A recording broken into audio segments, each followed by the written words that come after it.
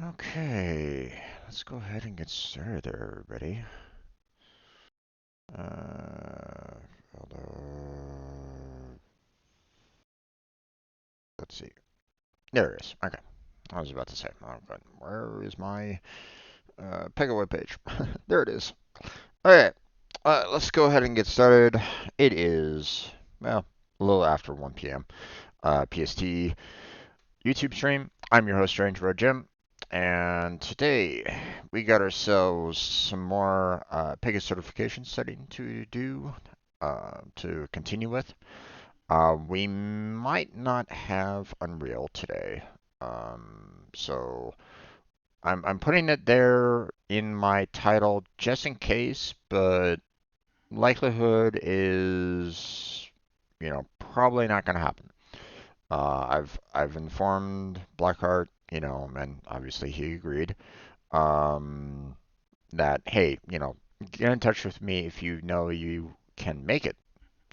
So I've yet to receive a message yet, but I mean it's still like 40 minutes away. So, but I'm going to make the assumption that he's not going to be able to make it. Okay. Um, if he does, great. We'll switch on over to the Unreal and continue from there. But most likely, based off of what he mentioned, he will not be able to make the Unreal study session today. So no Unreal, most likely. Then we got some more videos to upload. Been kind of slacking a little bit on that.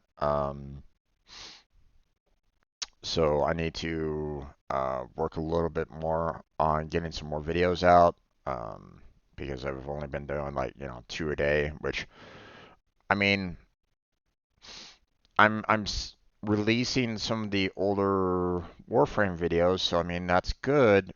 But if I'm doing like 3 videos a day, with a Pega video, a Unreal video, and a gaming video, then well, I'm gonna get behind if I'm not vigilant along those lines. So we got some work to do on that. And then, of course, later on today, we got some Genshin Impact. Now, Blackheart mentioned that he might be able to join us on that. I'm going to assume that he will be able to. Um, but, I mean, taking care of a baby can also be um, quite stressful and um, labor intensive. Um,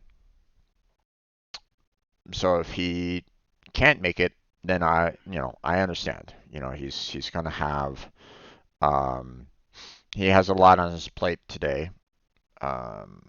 He's helping out his parents, which is good, obviously. Um, but at the same time, uh, he's got trying to handle a child is not easy work. If anybody says otherwise, they're fooling themselves. So, not that I've had any experience myself with it, but I know it's not easy. Okay, I'm I'm not a fool.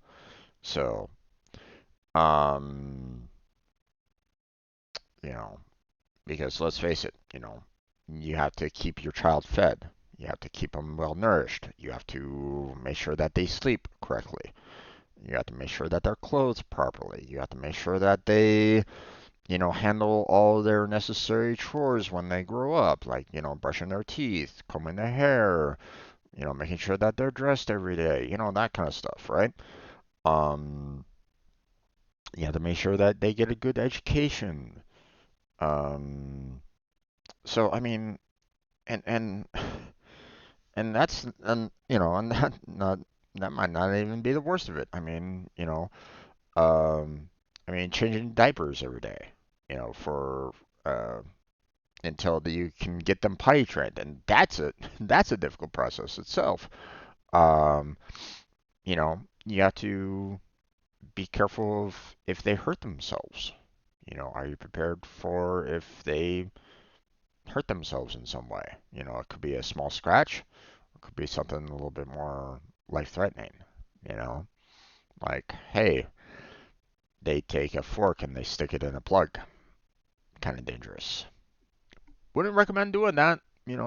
Just letting you know that is very, very dangerous. Um, so yeah, it's one of those things where it's like, okay, you know. Um, so I'm. It's great that he's able to help out his parents, but it's another thing because it can take a lot to do that. So it's a lot of work. So if he announces the fact that he is too tired to do Genshin tonight, then believe me, I understand. So I'm not gonna, you know, I'm not gonna be like, oh man, what are you doing? Why can't you? No. I know. Okay, so let's get into the Pega certification. Okay, so what are these videos? Who am I? And what should you expect out of them? Okay, so easiest thing to talk about is who am I, which is a unemployed software developer whose last job was working with the Pega environment. Um, you know, I've said it before that I was put into a group of like 15 or so or more uh, additional peers. We were given an authorized training partner for my last employment, um, work company, employer. And they tried to teach us about Pega, but they were doing a really bad job with it, in my opinion. Okay. I mean, you'd have to talk with my other peers, but I mean, the fact that pretty much everybody on that team went full self-study for studying for their certification says a lot, in my opinion. Um, the fact that the guy and the authorized training partners own coworkers knew that he was screwing up says a lot. Um, so and they saw it firsthand. They gave us a quiz concerning a section that the training partner said we covered, but we actually didn't. So they knew we were having some difficulties. We asked to be, some of us asked to be placed back into another training cycle with a different Pega teacher, but that didn't happen. They didn't want to do that. They wanted us out the door to do contract work so that they can make money. I mean, it makes sense. They were paying us minimum wage to do training anyway, so, but I mean, um, you want your employees to be very well rounded and know what the heck they're doing. The fact that they sent us out means that they didn't really give a damn about us. They just wanted the money. Um, so, um, the one and only time that I took certification for 8.6, I knew that I wasn't ready. I told them that I wasn't ready. I had not covered all the topics to do the certification, but they forced me to do it anyway, and well, I failed. Now, I could have continued trying to do some self-study, but it would have been great if I actually had like another authorized training partner, as we asked, to be put into another training cycle, or because we were forced into a contract, it would have been nice to actually have a mentor there to kind of help me to get my certification, but that didn't happen either. So, needless to say, it was a lot of problems. Um, I wish things had turned out differently, but they didn't. Um, the by the end of the day, though, it does fall on me because I didn't continue with the self studies to get my certification myself. Um, But that's what these videos are all about. Okay, this is what these streaming sessions are all about. This is me continuing my push towards getting that certification, um, earning it, putting it on my resume, and basically saying my last employer be damned, in a sense. So, um, now, if you look at me and you think that I'm an authorized training partner or this is meant to be instructor-led training, then no. Believe me, I am not. These two should be very well versed in the Pega environment to teach. That's not me completely. I'm sure I might know some things based off being on the job and already studying a little bit of Pega already, but you know, uh, I'm not all knowing about it either. Okay, so um, um, but I mean, if you want to ask questions, feel free to do so. Okay, I might not be able to answer it. I will do my best to try to answer it. If you're asking questions right now in chat, or if you are putting a comment on these videos, I encourage it, by the way. Please do, because even if I can't answer the questions directly, then I can always go to um, the people that I worked with at my last job and ask them, what the answers might be. So don't feel like you're never going to get any answers from asking questions on my videos. Please, um, do yourself a favor if you're confused about a particular topic or if you're not understanding what is being discussed, then ask those questions and I will do my best to answer them. Okay? If you want to take the instructor-led training, then go ahead and do so. From what I understand, it's like a 2-week course. It's around $5,000, so not exactly cheap. Um, and they will cram everything in Pega into this one training session. So that is a lot of content in a short amount of time. So you're gonna want to do your full effort on it, taking notes, asking questions, taking video recordings, whatever you need to do to get the job done to pass your certification. So um, now, if you are working towards your business architect certification, I've already covered the 2 missions and 2 modules. So you're going to have to go back through my past playlist or my past videos for the all of the business architect. Okay, I'm covering it for 8.7. So if you're watching this for like version 23 or something like that, well, that's not going to happen. It's only for the 8.7 that I covered this on. So there might be some differences. Hopefully not a lot, but there's probably going to be some. So you're going to have to be aware of that. Oh, got to sneeze. Pardon me.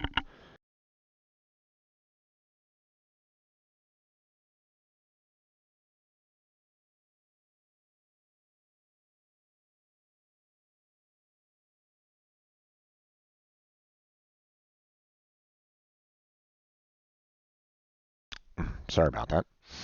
Now, these last 2 modules here, they covered the Pega Express delivery over on the left-hand side there. So I don't feel like these 2 modules covers enough of the Pega Express delivery. That is 12% of the certification exam for the business architect. So I would recommend that you do this extra mission here for the Pega Express delivery. Otherwise, you're going to be caught by a question that you might not have really understood completely by these 2 modules over here. So do yourself a favor.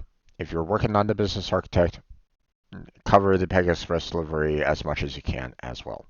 So 12% is not something to just, you know, wave away. If it was like maybe 1%, then sure, okay, these 2 modules might might be enough. But 12%, if you miss all of that, you're already down to 88%. And um, that's 88% for full, two full missions. So yeah, make sure that you're well aware of that. Now we're going to continue on with the system architect. They say that I'm 11 hours and 5 minutes in, but I know that that's not an accurate time assessment. Now, we've been trying to do localizing the UI form. However, all my efforts to try to do that, everything that I've been kind of showing and trying to work through, hasn't really gotten me anywhere on it. And so I don't know what I can do more with it. I've already sent in like two separate suggestions already concerning the localizing UI form. I have a sinking suspicion that their servers are not allowing for uploads. And if they're not allowing for uploads, then there's no way for us to actually complete the challenge here. Okay, because you need to upload the zip file back um, into the environment to complete the challenge. And if you can't upload to their server, if they're not allowing for that, then um, there's no way to complete it. So, um, I suspect that they're gonna need to release or allow for at least zip files to be um, uploaded. You know, maybe and just open it up just enough so like if it encounters a zip file in there, then that might be allowable. But obviously that's risky, so I get it. So, but we're gonna move on to enabling accessibility features in applications. I have not gotten a response back from it, but I mean, I did this on Friday and Saturday, so I understand. They might not have gotten to those emails yet. So we're gonna be doing the application accessibility, 15 minutes long. Um, Oh boy, there is a lot of information here. I don't know if I'm going to be able to get this done in the 20 minutes that I have, but let's get through it. So, application accessibility, design for accessibility. Designing for accessibility enables your application to support a wider audience of users. Government regulations, such as the Quality Act of 2010 in the United Kingdom and Section 508 of the Re- Rehab. Why am I can't pronounce that all of a sudden? Rehabilitation Act in the United States may also require application accessibility. My gosh, I don't know why I was having a hard time with that word, and I probably still butchered it. Government agents may require certification that an application meets accessibility guidelines. For example, the United States government requires a voluntary product accessibility template, VPAT, verified by a third party to demonstrate Section 508 compliance for each application release. Oof, that's a bit rough. Pega platform supports the Web Accessibility Initiative and accessible rich internet applications. Wow. WARIA, WIARIA standard. WIARIA is a technical specification that defines ways to make digital content and web application more accessible to people with disabilities by using the WIARIA roles. WIARIA roles are specific attributes applied to user interface elements. These roles enable communication between assisted devices and Pega platform applications about UI elements. For example, a role directs a screen reader to differentiate between a checkbox and a button and provide an appropriate experience to the user for each control. The WIARIA standard conforms to the Web Content Accessibility Guidelines, the WCAG 2.1, maintained by the Worldwide Consortium, the W3C. Additional information on web accessibility is available on the W3C. Whenever possible, applications should target the A and AA level of the WCAG. I mean, yes, that'd be nice. Types of the ARIA roles. Pega platform supports 3 types of ARIA roles. Each role and type describes the content or functionality of a specific area within a portal. Landmark. Landmark role organize content within a portal to improve navigation when using a screen reader, providing quick access to specific areas of the page. Landmark content is specific, relating to navigation, search, and consumption of content. To learn more about how Pega Platform portals use landmark roles to support accessibility, see where are your roles in a screen layout. Which I'm kind of actually curious about that if they're doing if they actually show like a actual screen layout and you know, well, that doesn't really give much now, does it? Yeah, whatever. Document structure. The document structure roles describe the structure of the page content. Typical document structure roles are not interactive. Document structure includes elements such as row or column, headers, notes, or presentations. Component widget. A component or widget is an interactive interface object. Widget roles map to standard features and accessibility APIs.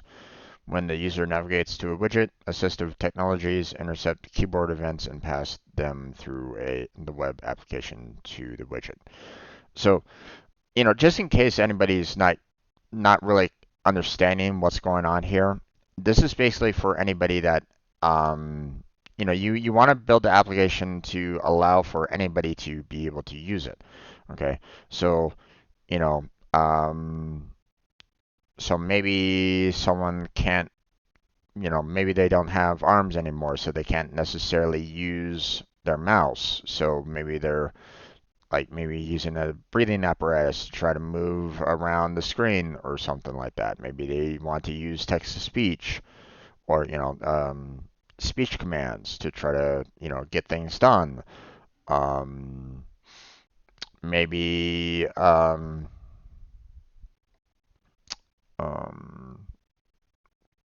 maybe they are, maybe they're blind and, I mean, they can still use Braille to, um, look at, um, you know, websites and the like. So, so while they, technically can't, they can't see the images, that doesn't necessarily mean that they aren't able to, you know, still work in those environments. Okay, so they might still need the right kind of features that help them out with that. Okay, um, maybe they're deaf. Now, obviously, um, you know, looking at this kind of page, you know, you wouldn't really need to worry too much about that. If you're deaf, right? Um, you clearly can see everything on the page, and clearly you can still kind of move around the page. But what happens if you come upon a section where it's like a video conference or a video? Then you're gonna need to make sure that that's transcribed, so they can understand what is actually being said. Okay, or they need to have an interpreter that they can actually see. Um, that interpreter, you know, um, using sign language, to get the message across. So, there's a lot of things that a developer should try to do as much as they can um, to make it easier for those that um, are faced with a higher difficulty. Okay, please do the most that you can to help them out. Okay? So otherwise, you know, yeah, you're basically treating them like second class citizens, and no one should be ever treated as such. So you can assign role types to dynamic layouts in a section. By default, Pega Platform assigns already roles to UI controls and other components, such as screen layouts and dynamic containers.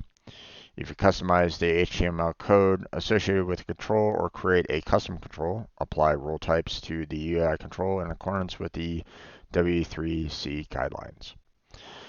Accessibility features and updated applications. By default, accessibility is enabled for all users on Pega Platform. Previous versions of Pega Platform require that developers enable accessibility features for individual access groups. If you update an application from a previous version of Pega Platform, update all access groups to clear the Enable Accessibility add-on checkbox, and remove the Pega Wall rule set from the list of production rule sets for the application and all access groups. Previous versions of Pega Platform enabled accessibility for individual end-user access groups through the use of the Pega Wall rule set, which conformed to the WCAG 1 standard. To avoid segmenting users into different access groups based on accessibility features, which may be perceived as biased or discriminatory behavior, and to ensure compliance with the WCAG 2.1 standard, discontinue use of the Pega Wall rule set in any application updated in the current version of the Pega Platform. To learn more about the accessibility in Pega Platform applications, see accessibility standards in Pega Platform. So check your knowledge with the following interaction. So drag one of the roles to one of their appropriate use cases. So identify a header that contains the application logo and standard content shared across multiple forums. Identify rows in a table that presents a listing of previous cases submitted by a customer, and identify a link in an assistive device such as a screen reader. So, um, uh, hmm.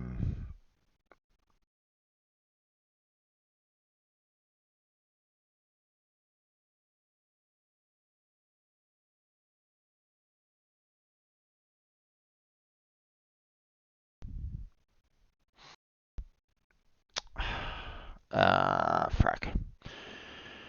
I'm thinking component, I'm thinking landmark, and I'm thinking document structure there, but I don't know. I don't know if they've. I mean, I'm sure that they covered a little bit of it, but it didn't feel like they covered enough. But let's see. Okay, okay. Um, So landmark roles organize content within a portal to improve navigation when using the screen reader by providing quick access to specific areas of the page. Landmark content is purpose-specific, relating to navigation, search, and consumption of content.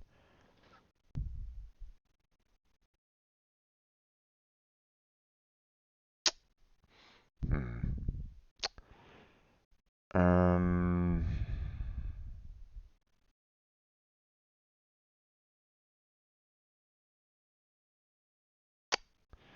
I don't know if that really applies to this one.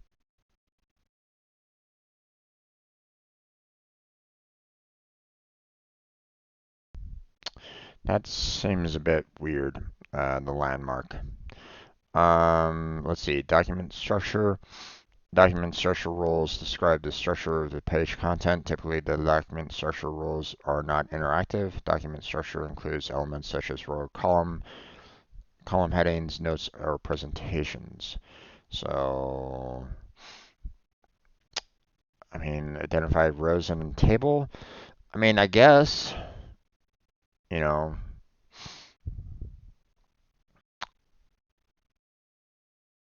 it's not interactive. So, sure, you know, I guess that works. What about component widget? Component widget is an interactive interface object. Widget roles map to standard features in accessibility APIs when a user navigates to a widget. So technologies intercept keyboard events and pass them through the web application to the widget. Okay. Identify a link for a system device such as a screen reader. Okay, yeah. Landmark seems a little weird on this one, but okay. I'm glad that I was able to kind of figure that out. Um, the reason why I was kind of thinking, component widget was, mainly for, the identifying the link. Um, the the header here isn't typically associated with a document. Typically, you want the body to be considered part of the document, so that's why I was kind of leaning more towards the middle part for the document structure. Again, rows in a table, I mean, that's still technically part of a body if you put it in the body, of course. So, you know, these these kind of lined up a little bit better in that particular case. Um, for landmark, um, I was thinking landmark as being, hey, application logo and header. Now that's what I was kind of seeing there a little bit. That kind of stood out to me to being, potentially a landmark. But again, I can't say that that's definitive, you know, and um, I don't know if it really work, if that would really work with what we got there. Um, I would recommend, if you're watching this, you know, to um, to maybe see if like there's maybe some additional Pega content about landmark document structure component widget, or at the very least, check up some certification um, um, testing material, and look out for like the landmark document structure and component. Make sure that you are very much aware, what exactly they're trying to go for. Um, Concerning these three topics. So, because they could potentially be on the certification exam, so be ready for that. Okay, Pega platform best practices for accessibility. Pega also recommends accessibility best practices to support the use of assistive devices. The following table lists several configuration options developers can perform to improve application accessibility. Configuration. Provide labels for all controls such as buttons, links, icons, and input fields even if the label is hidden. Purpose. Announces the purpose of the control to users with a screen reader. Configure a high contrast color scheme when customizing the application skin. Ensures the contrast is sufficient for users with vision limitations, such as color blindness. So, that obviously makes sense. Set keyboard commands for controls following the recommendations provided by the W3C as part of the ARIA authoring practices. Enables expected keyboard controls for users limited to keyboard-only interactions. Okay. Like maybe they aren't able to use their arm that much. Like maybe they're in a cast, which like, hey, um,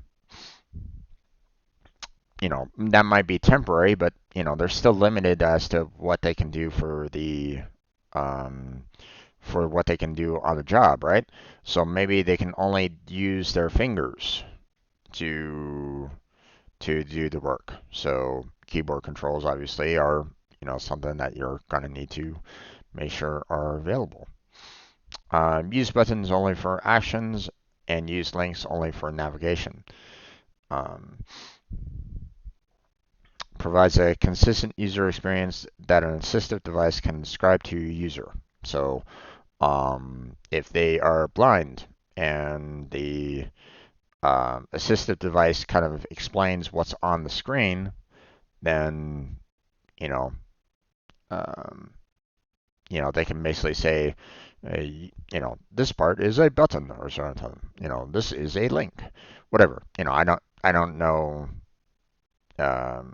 firsthand what those devices can do or anything along those lines. It's not really something that is shown that often, or at least not something that I've personally seen. So, um,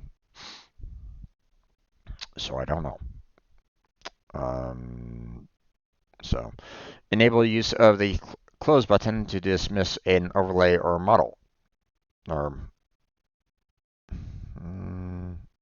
modal. I don't know. Provides a navigation element that a user can access through an assistive device. So, um, hey, close button. Make sure that that's available. Mark only one container as a main content area by default. Provides the ability for an assistive device to identify the main work area of a form. So if you're giving this web page screen kind of thing, and you're basically only giving the user like, hey, here's this drop down, and that's it, then clearly they're having some problems with that. That's not the main content area. So use a drop down list for options instead of text entry for fields with predictive answers, for example, a series of numbers or colors. Provides a visible list of options that an assistive device can read to a user. So instead of having the person having to like type out like a make and model, you give them a drop-down list of, hey, here's the make, and hey, here's the model.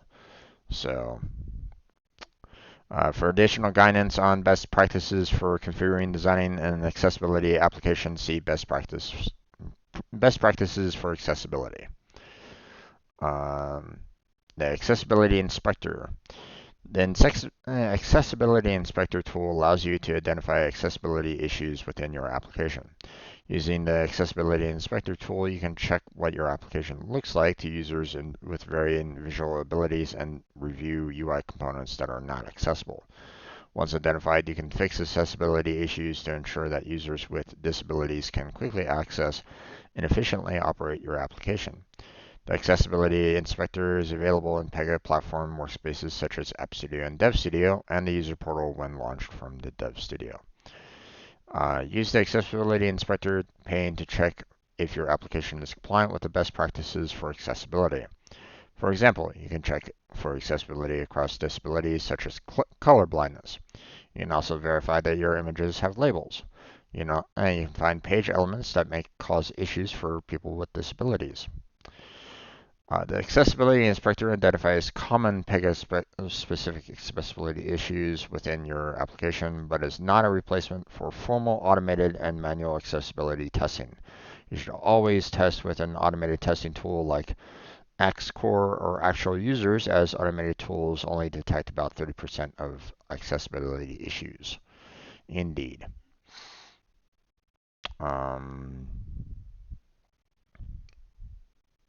Okay, it is currently 2 o'clock. I have yet to receive a message from Blackheart. I'm going to continue working through this, unless, of course, I get another message. I want to finish off this video, at least for those of you that are wanting to get through this as quickly as can. So, audit for compliance with best practices. When active, the Accessibility Inspector identifies configurations that may negatively impact application accessibility, such as shown in the following image. So content 330, is that how many are having problems? If so, yikes. The Accessibility Inspector organizes the issues found into 4 categories. Content. issues within the configuration of controls. For example, an icon is missing helper text or a label. Structural issues with an organizational content within the portal. For example, the header level hierarchy is out of order, which can potentially confuse screen readers.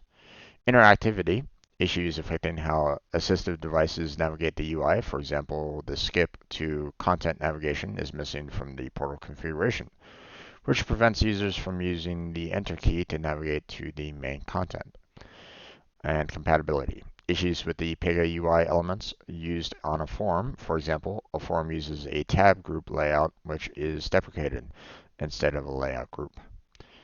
To inspect UI configurations that reduce application accessibility, expand the arrows to the left of the content, structural interactivity, and compatibility headings. Once expanded, you see descriptions of each issue. Expand an issue to display the affected UI elements. Hover the UI element and click the crosshair icon to open the element in Dev Studio and address the issue. Wait a second. Form uses a tab. I just thought of something here. A form uses a tab group layout, which is deprecated. Wasn't like a tab group layout something that is like addressed in like another area? It has, but wasn't that something that um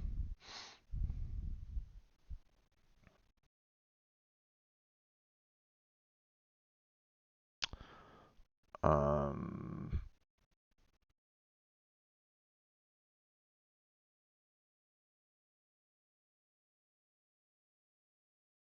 hmm.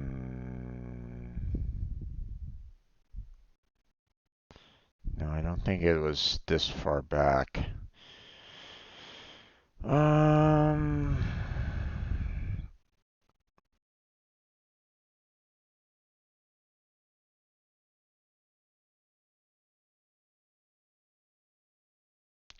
yeah, layout groups here. Tab layout group.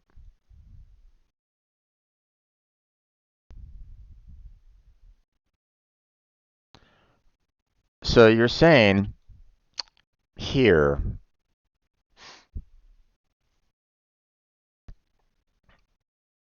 um, compatibility issues with the Pega UI elements used on a form. For example, a form uses the tab layout group, which is deprecated.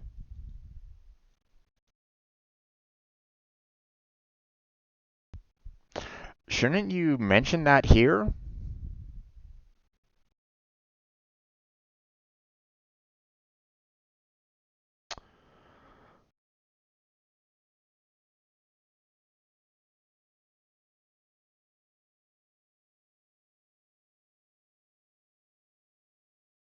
I'm gonna screenshot this because this is concerning.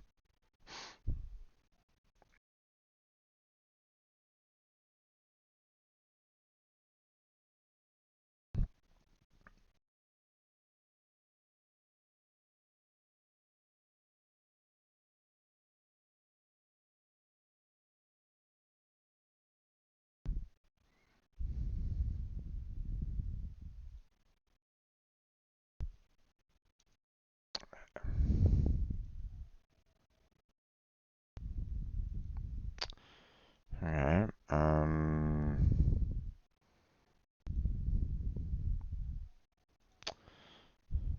let's see, let me go ahead and make sure that I get the right one here.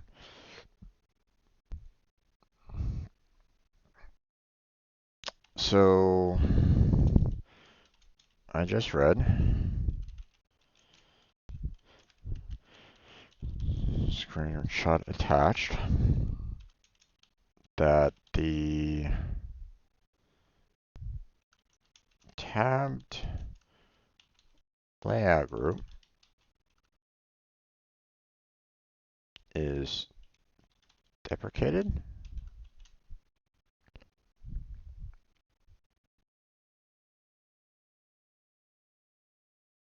Let me make sure that I'm actually spelling that correctly. I don't really know if I have that like perfect.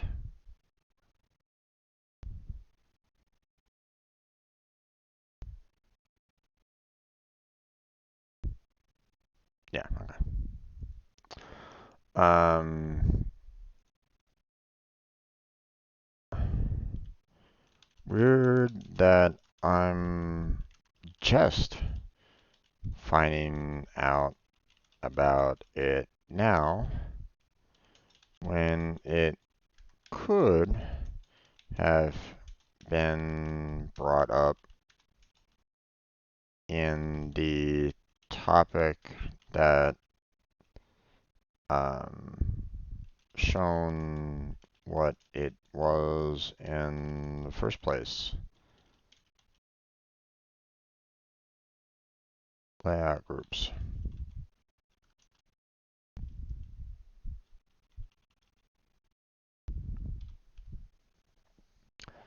Um,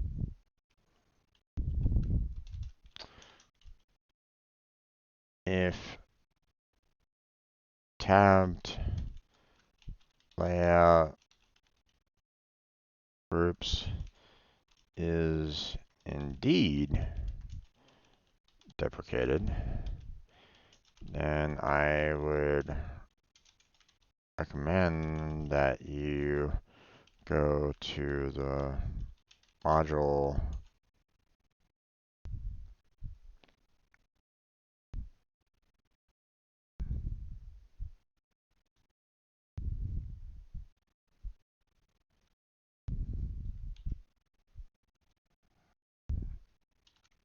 grouping fields and views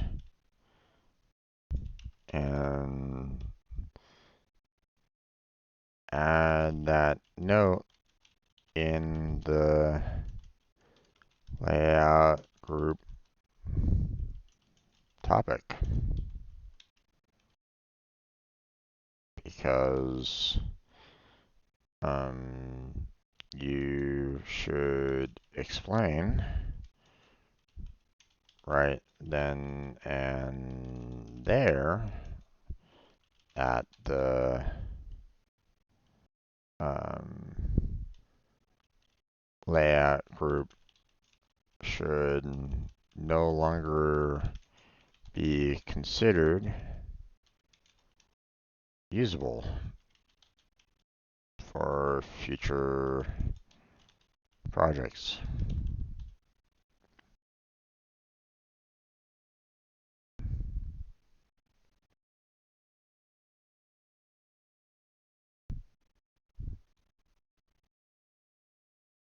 The fact that I'm finding out about that here is, and you know, so we have, it was grouping views, grouping fields and views, right? You know, let's look how far we've come since then. So we have 1, 2, 3, 4, 5, 6, like 7 different topics till it gets addressed again. Yeah, not great. Not a good look on that. So, to inspect UI configuration that reduce application accessibility, expand arrows to the left of the content, structural, and interactive capability headings. Once expanded, you can see descriptions of each issue. Expand an issue to display the affected UI elements. Hover a UI element and click the crosshair icon to open the element in Dev Studio and address the issue. Preview for color vision deficiency. Disability preview option allows you to observe how your application appears to users with one of the 4 types of color vision deficiency.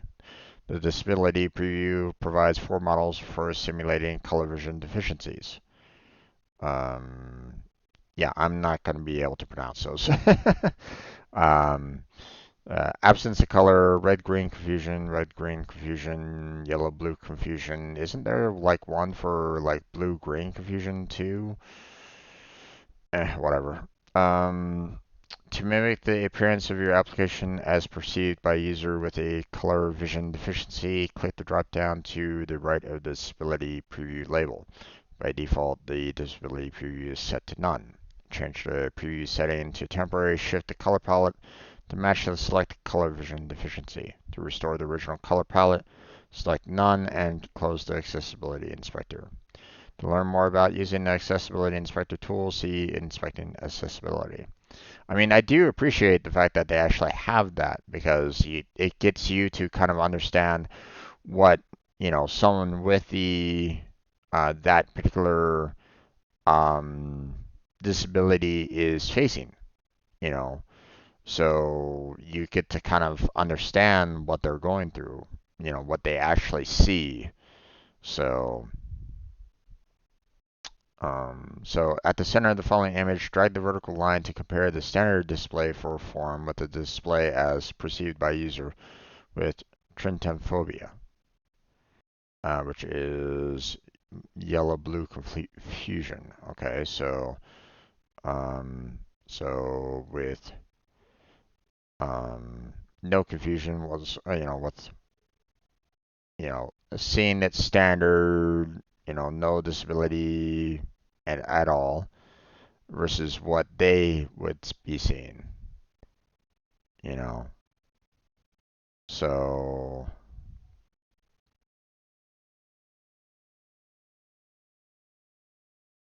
you know, their blues look more greenish. There's no yellows whatsoever.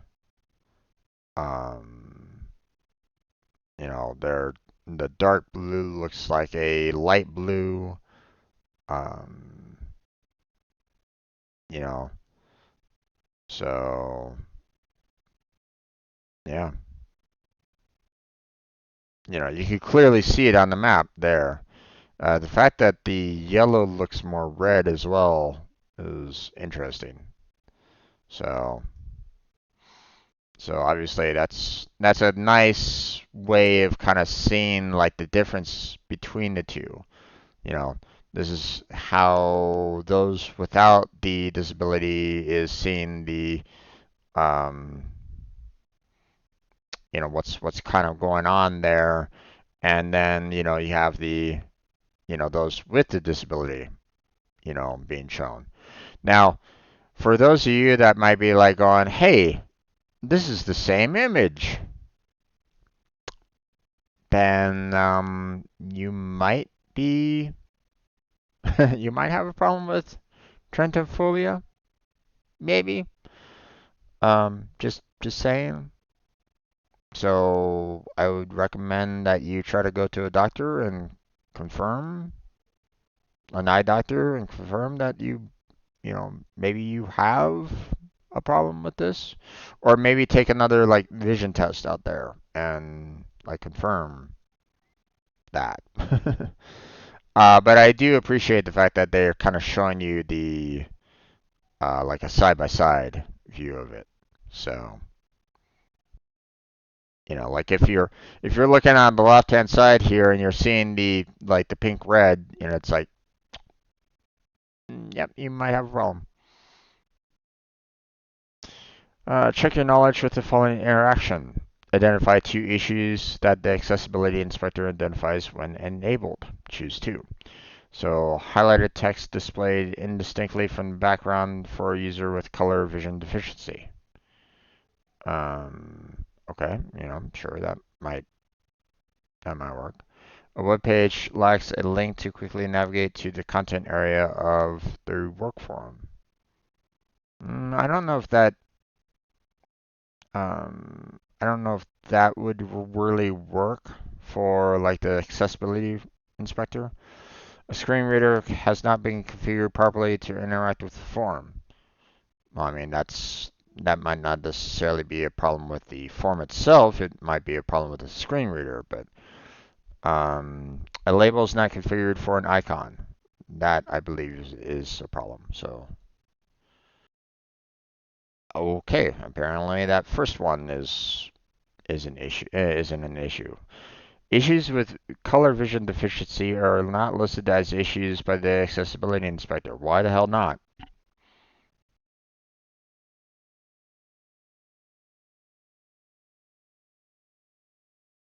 Um,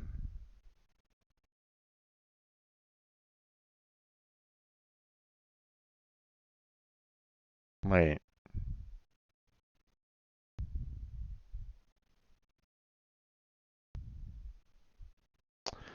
Um,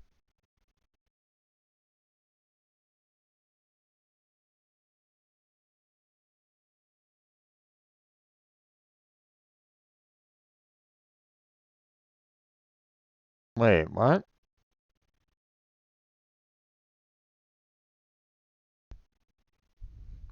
Then what is this? This is what? This is color vision deficiency right here. That's within the accessibility inspector. What is, huh?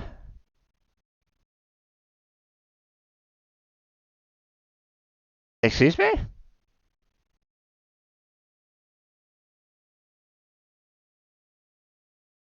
Uh, okay. Uh, Sending this in. That's weird. Actually, hold on. Let me capture the full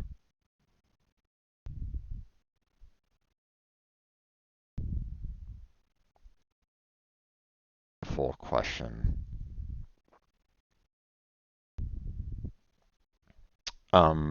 Yeah, no. um,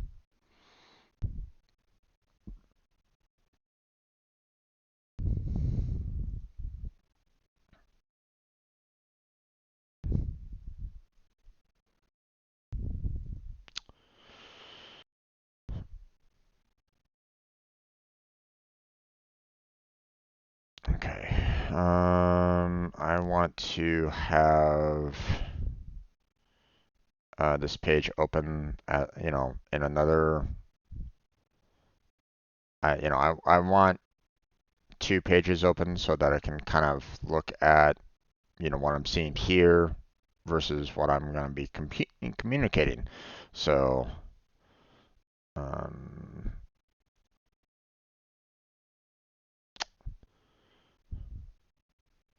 let me make sure that I get the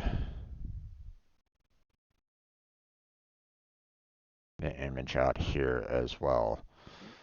Um, so in the attached image, I got the answer wrong about how the color vision deficiency um, is not listed as issues by the accessibility inspector. However, why is the color vision deficiency included in the accessibility inspector then? Um,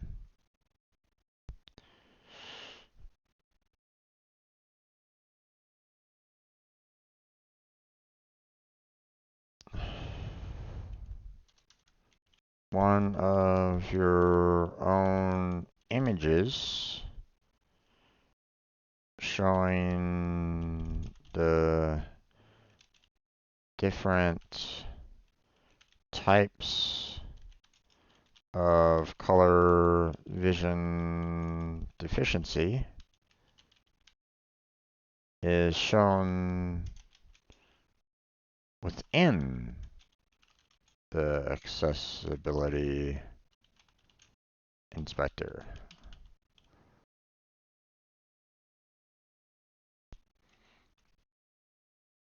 You know,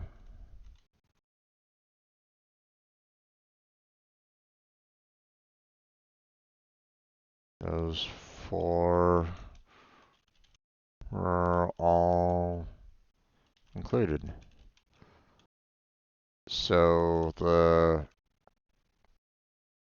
um, the fact that the answer is wrong is very confusing. Um,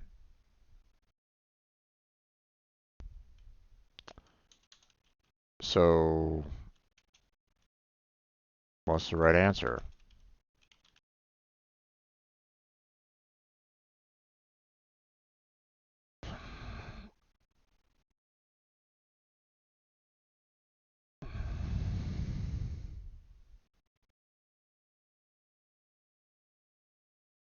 Okay, let's see what they. Okay, so label is not configured as an icon. Sure, that's something that you know. Um, if you have something like, hey, here's a little picture, here's a little icon that that's there. Okay. Problem is that for someone that is could be blind, they might not necessarily see, they won't see this. Okay. So you're gonna need to have a label there. Okay, to be able to for the screen reader to basically say this is a label for the Pega Academy, or whatever. This is a picture of the Pega Academy label. Done. You know exactly what that is. So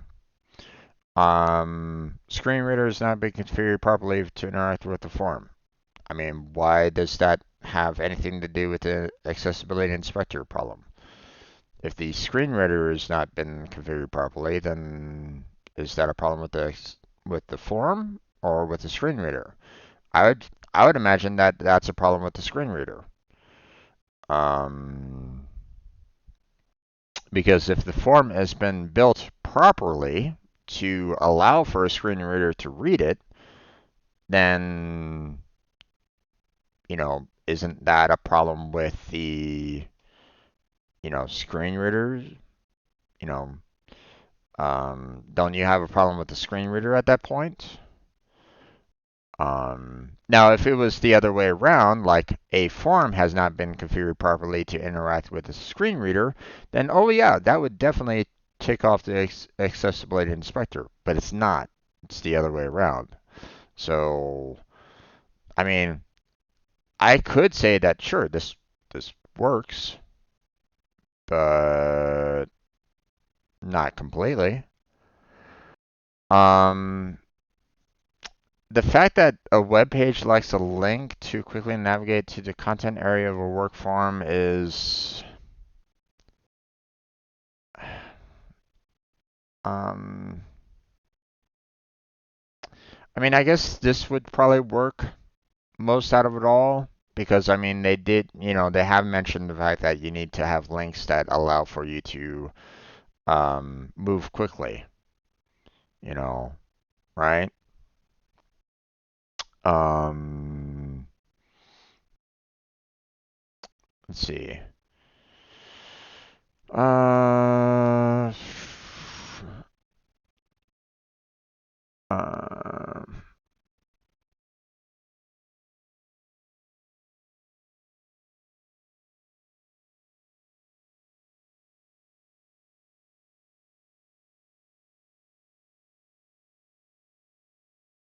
you know, where was it again that I saw that? Um,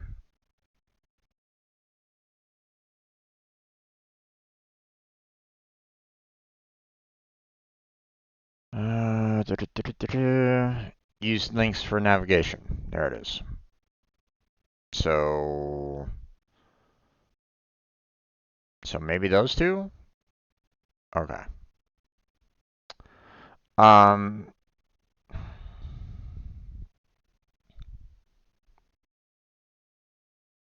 the reason why I was a little hesitant on that is the fact that um,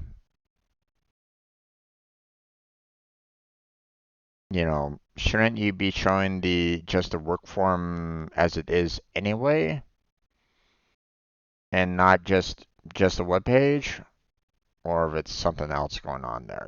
I don't really know. The accessibility inspector highlights issues with the structure of a web page that impact page navigation while using an assistive device. But I mean, if you're still going to be able to get to the web form anyway, then, or if you're trying to get to the work form anyway, then you know, then wouldn't you um or if the form is on like a different page altogether, like hey, um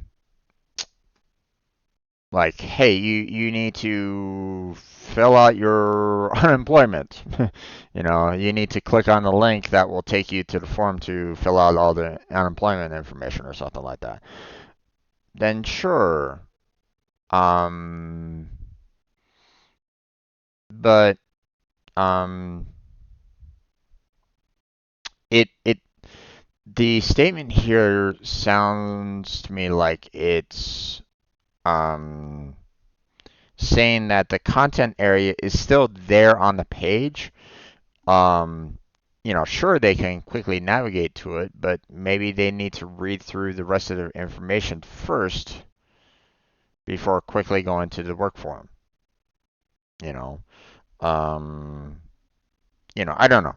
I don't know what my brain was kind of thinking. It's like why have a quickly navigate link when the work form is still on the web page? Um, but I don't know. I didn't see it as something that is like a major issue. Not to say that um, hey, if you want to get to a form quickly, yeah, the link would be helpful. Um, but I didn't see it as something that is you know that's like a major um, deficiency. Highlighted text displays indistinctly from the background for a user with color vision deficiency. That sounds like a problem. you know, um, you know, that is something that an accessibility inspector should definitely have a problem with. So if you can't see any text, then that's a problem. And they've already effectively said that there's a color vision deficiency, within the accessibility inspector. So I don't know what the heck they're doing on this question, to be honest. So feels very off. Um, but let's go ahead and finish off the module quiz. And then we'll call it. Um, we'll wrap this up. There's 3 questions, so. The developer decides that buttons in a Pega platform application are blue and the button text is purple. When Pega platform feature allows the developer to check whether application users with a form of color blindness can easily differentiate between the button text and button background. Um,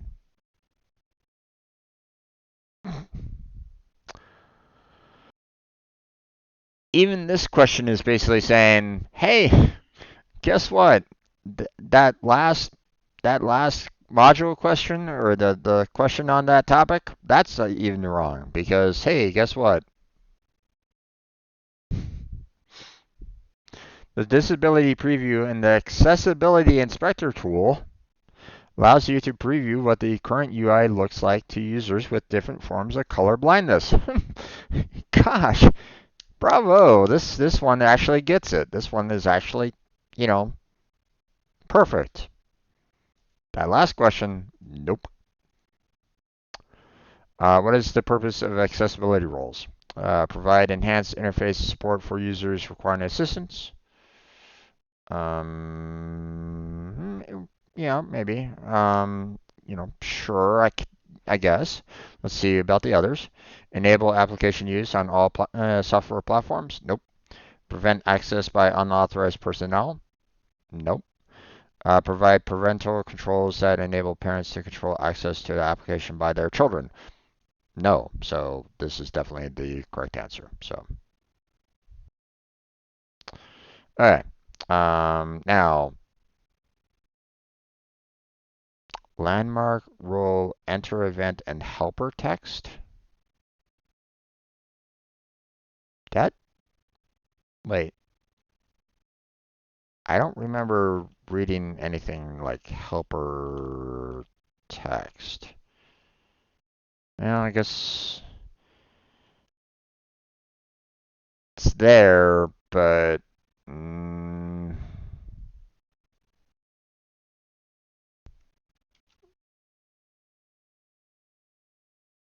not really enter event though.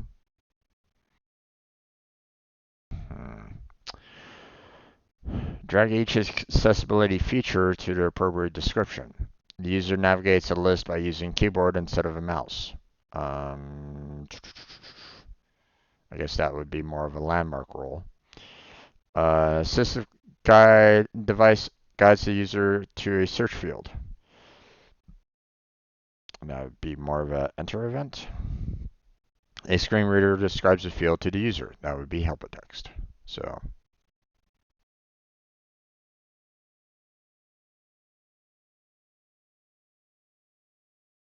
oh,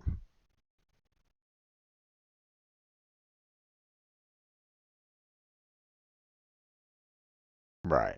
And a keyboard instead of a mouse. Okay. Wait, no, that one's there. That one's there. Okay, done.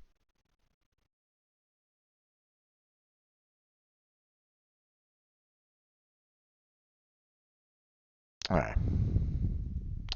So that's gonna be it. Um, my my brain was like bleh, stupid. Um, okay, so we are done with that particular module. We're going to be moving on to the next topic or challenge.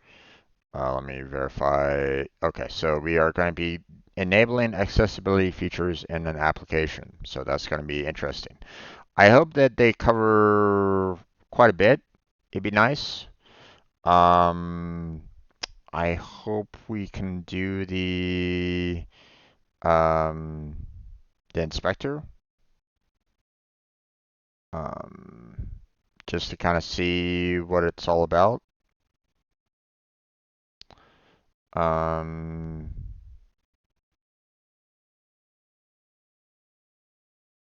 the fact that it only has like one task here is kind of wild. The fact that it also doesn't have any kind of what's the word I'm looking for?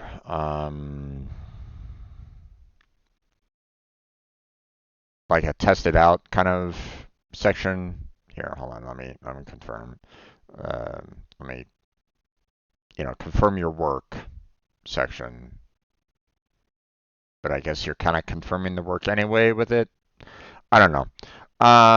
But that's where we're gonna go ahead and end this particular video there, everybody. So we're gonna go ahead and call it. So I want to thank you all for joining me on this Pega certification study session. So hopefully you found it interesting and informative. Um, feel free to leave any kind of comments or questions or anything along those lines um, on the video itself. help me out with the YouTube algorithm, with the like and subscribe and all that jazz. That would be fantastic.